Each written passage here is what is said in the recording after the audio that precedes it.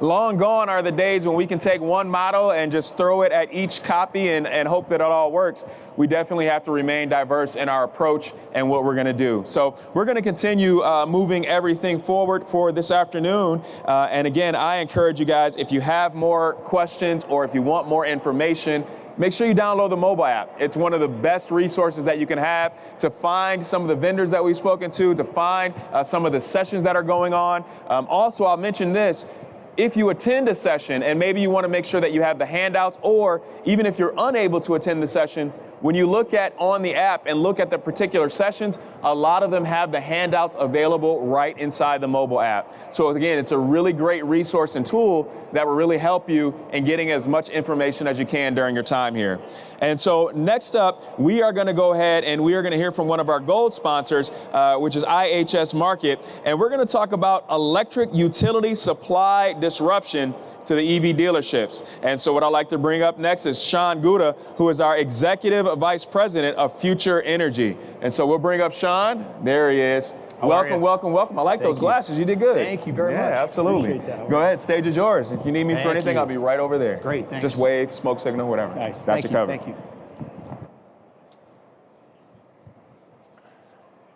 Good afternoon, NADA.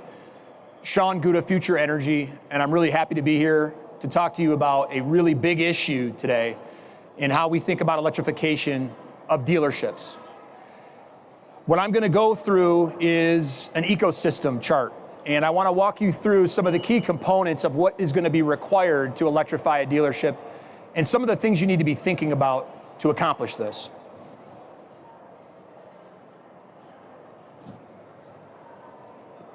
So I want to work from the end and go backwards. And every dealer's talking about right now EV chargers. And the chargers are just one element.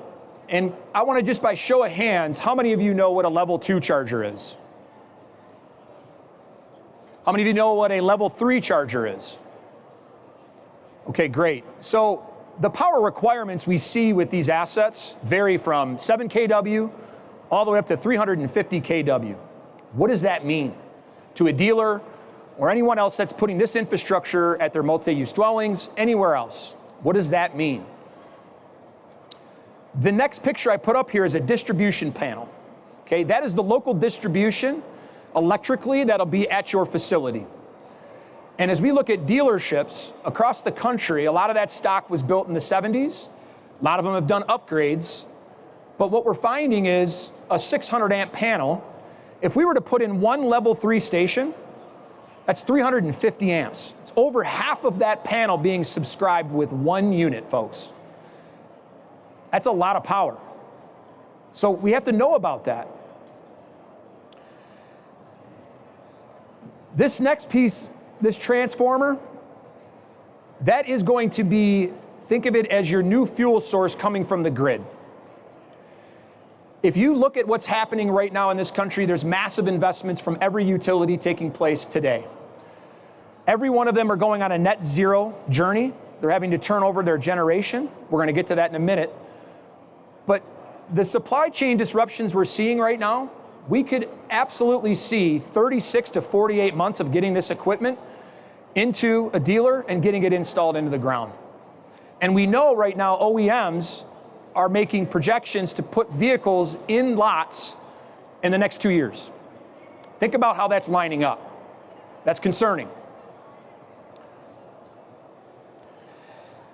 This grid right here is really important to understand what it takes to interconnect.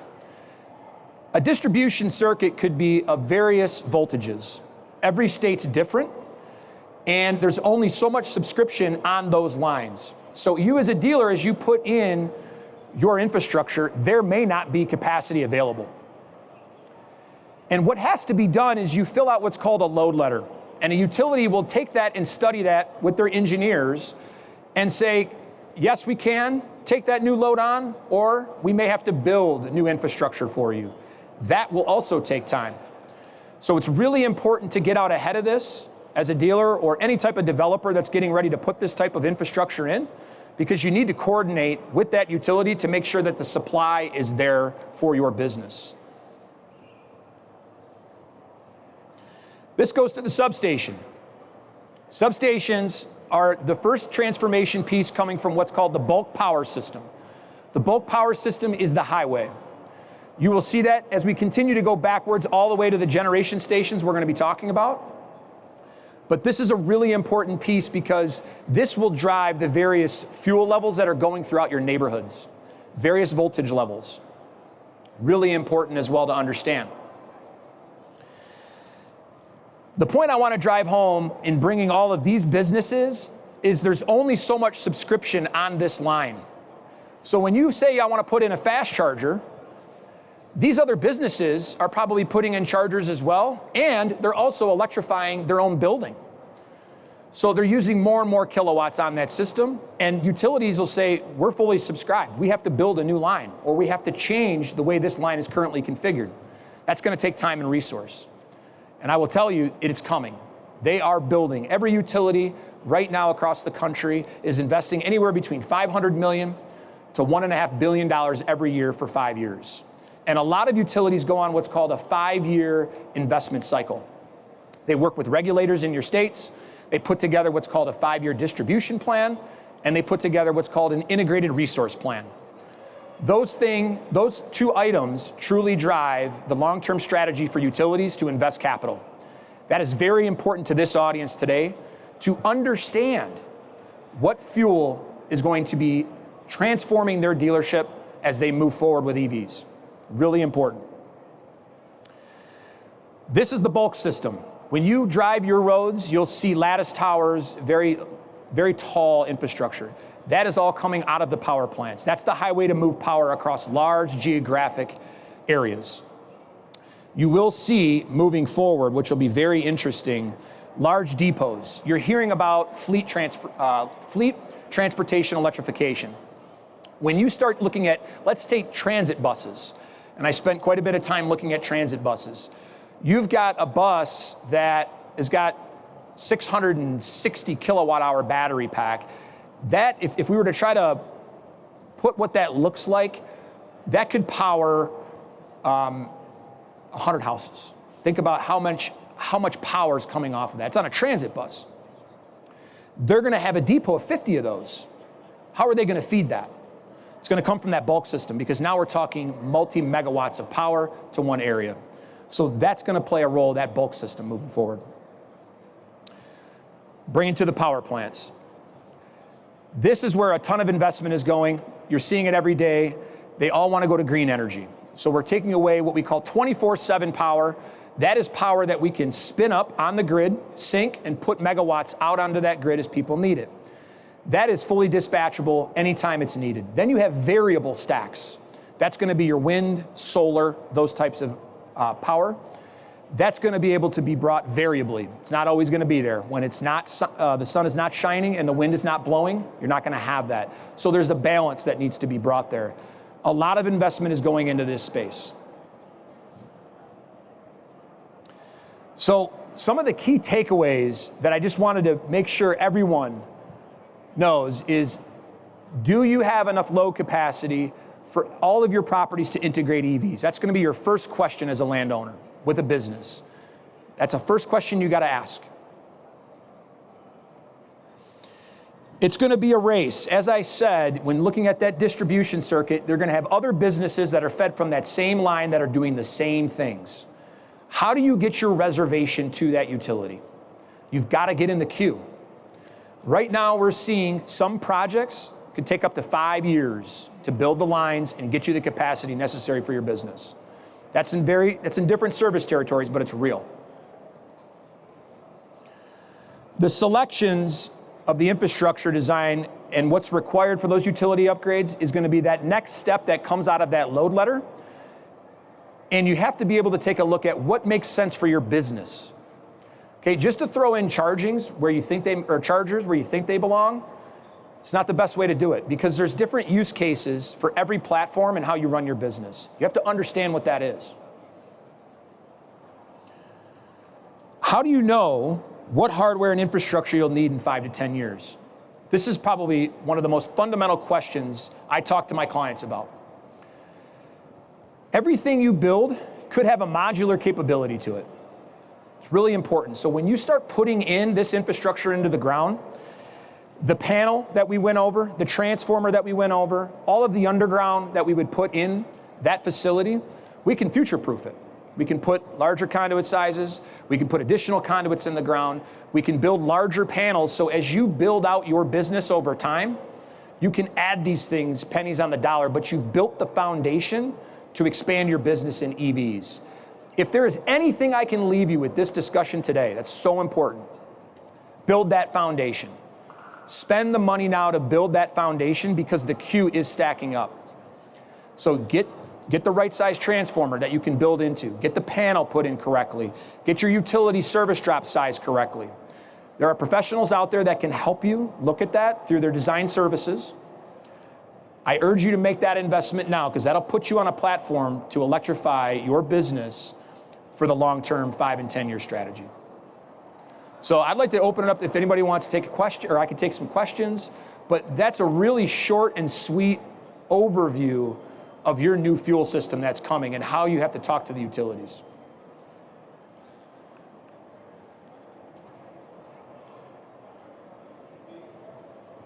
This is what happened last time, Sean. Yeah. My living room, they get shy, they don't want to ask questions, they send me up here, I get to ask all the fun questions. Perfect. So let's grab a seat. Let's do ask it. some questions, because I think you brought up some great points that I think for each of us, right, we individually want to know. Yeah. And one of the big things you talked about is obviously the grid and what's happening. And I think for a lot of us, right, on different platforms, there's a slight understanding, but then there's this kind of gray area as it comes to it. So at first, let's do this. Okay. In the audience, is there how many of you in the audience currently drive or have or are considering an EV vehicle? Okay, 1, 2, 3, 4. All right, I'm curious, so I'm gonna start and put some people on the spot. Are you currently driving? You, sir, with the blue jacket, because I like blue. I'm wearing blue, so it works. Are you currently driving an EV vehicle?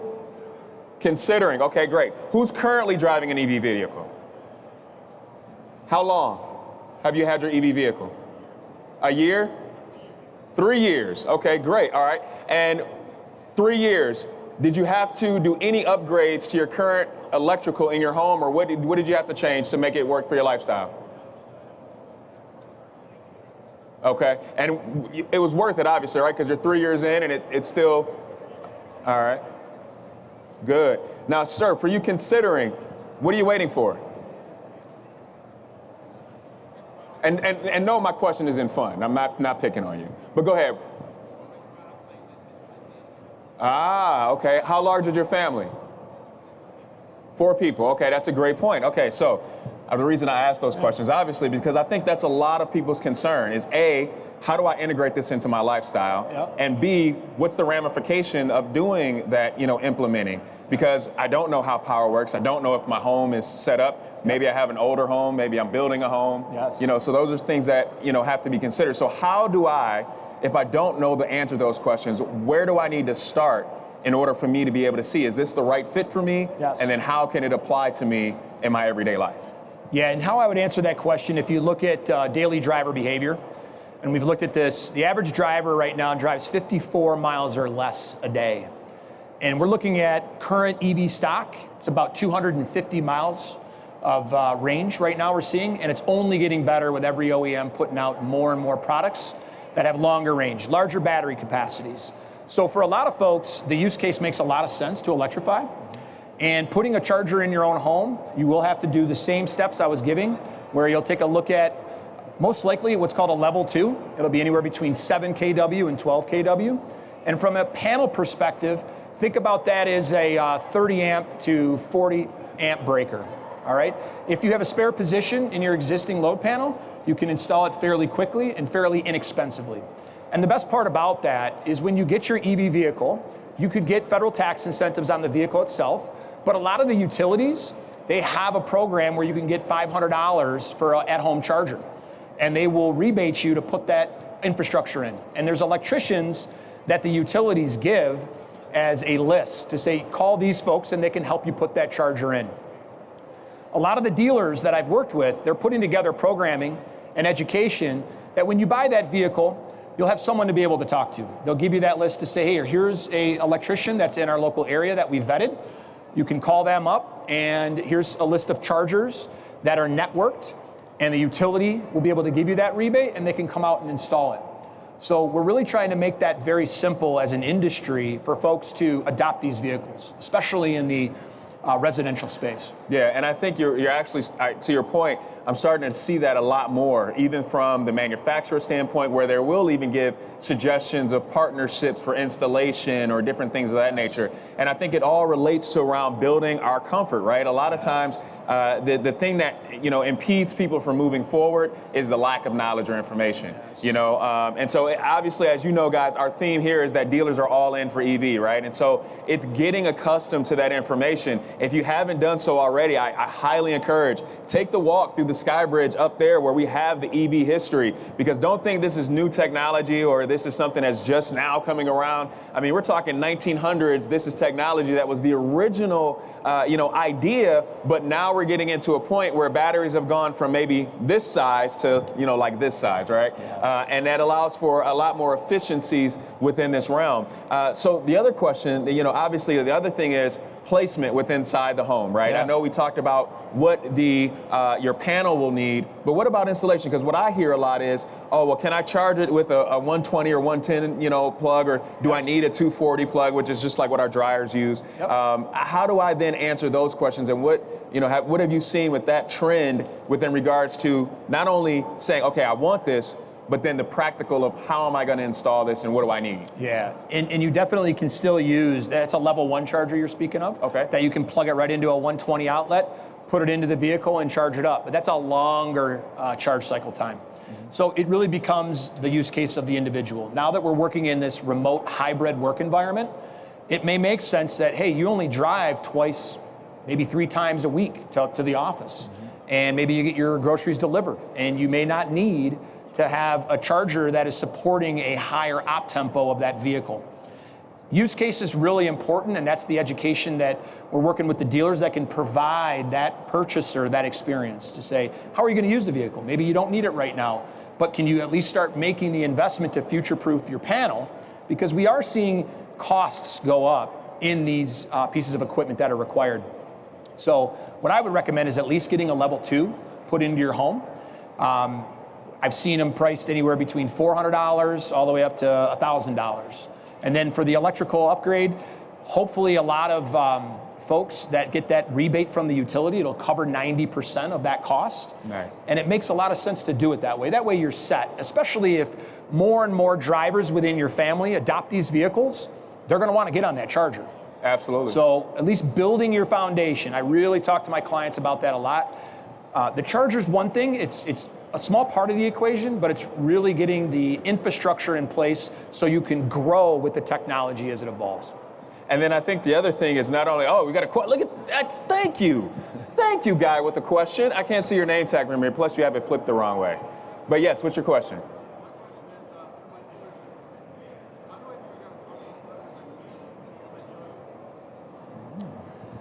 Yeah. Yeah, it's that's a really great question, and how I would answer that is, there's the company I represent. We've built a to Z experience in where we do a bunch of due diligence with that dealer to understand all facets of the business, starting with their vehicle delivery, their inventory, their sales process, the showroom, their service. You have to understand all of the flow of how these vehicles are going to be, especially when some OEMs are saying, hey, 35% of your inventory is going to be electrified within the next 3 to 5 years. Yeah. Those are big numbers. So you really want to understand how that's going to be impactful to their business, because they've been running it the same way for 70 years. So taking the time to understand their business first, and then being able to consult with them on how are you thinking about a vehicle that comes in for service. Let's say you have to de-energize that platform in order to work on it, but then before you can give it back to the customer, you got to put energy back into it. Right. So it's really raising the level of questions to the dealer and helping them think through all of the nuances that a customer will go through when they want to accept that vehicle back and you service it. Then you even have the business models to think about, right? I mean, you got a totally different fuel system. You pay the utility now. You're not going out and doing bulk purchases for fossil fuel. How do you think about that? So there's a lot of complexity to it, but sitting down first and getting a clear understanding of how your business is going to change is going to be fundamental in electrifying your dealership. And that's a great question. And for everybody that didn't hear the question was, as a dealer, how do I know how many chargers I need to install at my dealership? And then also, how do I know that it's being done right? And I think that's a great question that a lot of us have in mind. It's because, as the market continues to grow and change, we need to be able to be in a position where we pick the right real estate, the right scenario that is based on our business, but also gives us that flexibility to where we can grow in capacity. So I think, to answer your question, kind of as Sean mentioned, it's really going to be specific to your needs, your dealership, and really what's going on. But it sounds like there's some solutions in place that can get you those questions answered, right? So, but I also want to know, so now speaking of that, like as a dealership, because one of the things that we are seeing is charging stations coming up everywhere, right? And you see them. I told the story yesterday, my family and we went to the movies, and like now the front 7 spots are all EV. And I'm sure some of us have checked into hotels or been to parking structures or garages, that have seen that. And so with that being the case, do we think that having, as kind of his question was, having those charging stations at my dealership, are you seeing that's a trend where that can drive more traffic to the dealership? Or is that a good or a bad thing? Or how does that kind of relate if I'm offering this service, to my community? This is a massive opportunity to pivot your business, is what I think about. When you think about chargers that can be a point of sale item to drive traffic, you've got certain charging manufacturers out there that have got very robust applications that'll even pop up on the new car's dashboard, that when you need a charge, it'll literally give you a map giving you fueling opportunities and stations that are currently not being in use, and you can at least pull up and plug in. Nice. Then you have got a customer right now that you could engage with. You could have a conversation around new products, what's going on in the industry. As you think about dealers and their business, it's going to really change. If we think about their revenue models, it's my understanding around 60% of their revenues around service, repair, taking care of the vehicles. When you look at an ICE platform vehicle going to an all-electric vehicle, we're seeing a tremendous amount of reduction in parts on that platform. No more engine, no more exhaust system, no more transmission system. There are a bunch of things that are coming off that platform that is simplifying this technology. So if I'm only doing rotations, new tires, suspension, where's all of that other business that I've had for the longest time going? Dealers need help. They need help evolving and how we can come up with new business models. And a fueling model is going to be important. It's definitely a play for them. And that's something that I've spent a lot of time on, our team has, and a lot of them are looking for other business models that make a lot of sense for the dealer. Yeah, and I think you're right. I mean, because again, it goes back to kind of the trend that we've been talking about. It's building relationships, being involved in the community, and really being able to kind of have those opportunities where you're more than just service. You become part of, what's integrated and involved with everyday life. So, yes, sir. Of course.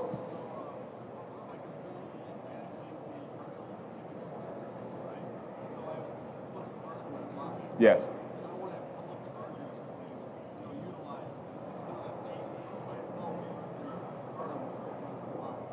Mm-hmm.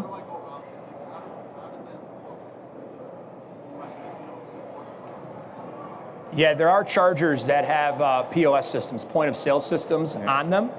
And you can take a look at your utility rates and then figure out the margin, and then also do a market assessment in your local area of other chargers and what's being charged in order to figure out what's that sweet spot. Okay. The inventory side of how many chargers you'll need. So that's part of the assessment that certain companies will do. They'll sit down with the dealer, understand how many vehicles they have within inventory, what the flow looks like from their sales process, and then you can start figuring out how many chargers you want and then how to place them in that lot as well. The company I work for, we do that. But there's others that take a look at this ecosystem. That's really important to take a look at the ecosystem of it. And I think as well, and again, just to repose the question, because it was a great question. Thank you. That's 2. You're 2 for 2. That's good.